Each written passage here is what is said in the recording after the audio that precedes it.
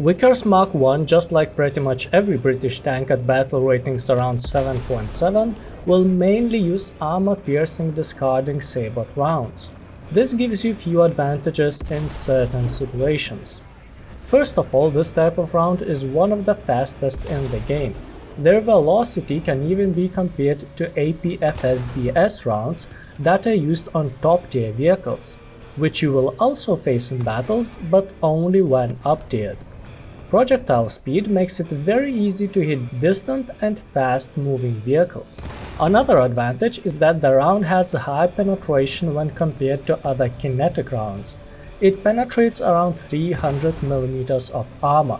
Compared to heat ammunition, such penetration might not look impressive, but unlike those rounds, you can shoot through obstacles such as fences or trees and generate more post-penetration damage.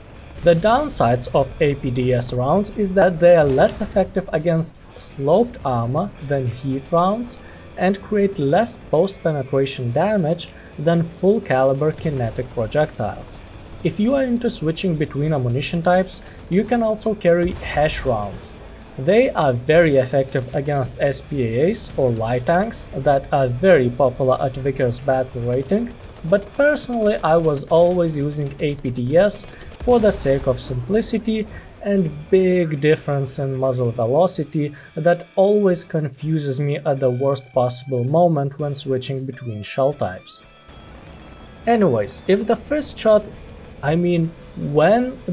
shot doesn't do enough damage for enemy tank's destruction, you can shoot again in just 5 seconds with aced crew.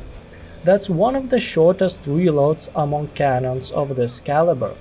This makes it very hard for opponents to catch you between reloads. As soon as they move out of cover after you fired, your cannon is almost loaded again. Turret rotation speed is also fast, way above average compared to medium or especially heavy tanks at same battle rating.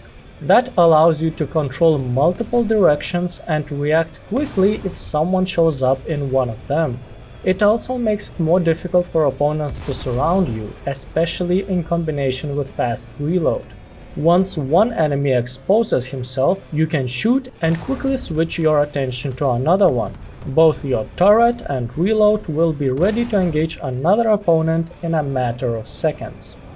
The tank has 2-plane stabilizer. That helps when you drive towards capture point at full speed and generously distribute one-shots to everyone you encounter on your way. Or if we are trying to be more realistic, generously distribute critical hits. Since your projectile speed and penetration is so high, you can shoot as soon as you notice an opponent without worrying too much about weak spots or gravity. This is mostly helpful at the beginning of a match, when faster opponents are trying to cross open areas quickly, hoping that their speed will allow them to do that before someone is able to land a hit. Though keep in mind that when up-tiered, you will also face opponents with stabilized guns that are also capable of shooting accurately while moving. Getting hit is not recommended, since Vickers armor is not very impressive to say the least. Frontally it's 60 to 80 mm. The turret also has 80 mm plates that even overlap in few places, but at vehicle's battle rating it can only protect from SPAAs. Sides are even worse. Maximum thickness here is 40 mm, so any SPAA you'll face will have ammunition able to penetrate you when flanking.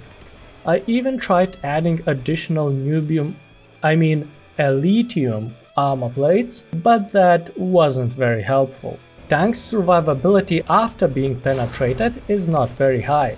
Unlike some other vehicles that have a massive cannon breech that absorbs fragments, one penetration in the Vickers turret area will probably knock out all 3 crew members here, and that will lead you straight to the hangar. Apparently, the driver cannot control the tank alone. Always blame the driver. Gun depression is not bad, -7 degrees. Technically it is possible to hide and shoot from behind a hill, but it must be a very small hill. Usually you shouldn't encounter any problems with cannon's vertical guidance, but there are vehicles that are simply better suited to play held down, with more protected turrets and even better guns depression. Vickers' maximum speed is only 48 kph. As usual in this game, it is only reached on roads or when going downhill. But that doesn't mean that the tank is slow. It accelerates quite well, and what is very important, doesn't lose too much speed during turns. It also has neutral steering that allows it to make sharp turns, so in city maps you don't look like an idiot bumping into every building on your way. Reverse is not bad, 11 kph. Should be enough to hide behind cover before the opponent shoots you back, and if you drop smoke grenades while retreating, you will minimize the chance of being hit even further.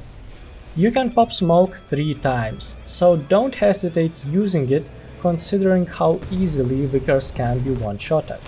The 2 machine guns this tank has are coaxial. One of them is low caliber, so not very useful, and the 50 cal is actually a ranging machine gun. It uses only low penetrating incendiary rounds and has slow rate of fire, so both machine guns are quite useless, especially if you was expecting to use them against ground vehicles. But at least they help when you get caught in the open and need to defend yourself from incoming missiles, since at vehicle's battle rating you will encounter plenty of light tanks or helicopters that use missiles. Otherwise, the machine guns have so little use that I found it more effective to use the main cannon to take down helicopters. Quick reload and fast muzzle velocity makes it an acceptable choice. In arcade, Vickers Mk.1 has lower battle rating, 7.3. That is very handy considering that it's harder to destroy vehicles in this game mode, since APDS rounds don't do much post-penetration damage. Lower battle rating also means that you will encounter tanks without stabilized cannons more often. Other than that, there are no significant differences in the arcade. Turret rotation and tanks mobility are good enough in all game modes, so extra boost is not so noticeable. And aiming cross is next to useless, since APDS ballistics is very good, and you won't be that far from opponents anyways, as arcade maps are usually smaller. Vickers Mk.1 makes it comfortable to attack opponents. You don't have to worry too much about the hull wobbling, making adjustments for gravity when firing at distant opponents, or missing a shot since the reload is so fast. But when your first hit doesn't do enough post-penetration damage to disable the opponent's vehicle, it becomes quite uncomfortable when you are on the receiving end, since you cannot rely on your armor. I would rate this tank 6 critical hits out of 10. Killing the vehicle requires careful approach, good awareness of your surroundings, and staying out of the open as much as possible. Because staying alive is a hard requirement if you want to take advantage of that fast reloading cannon.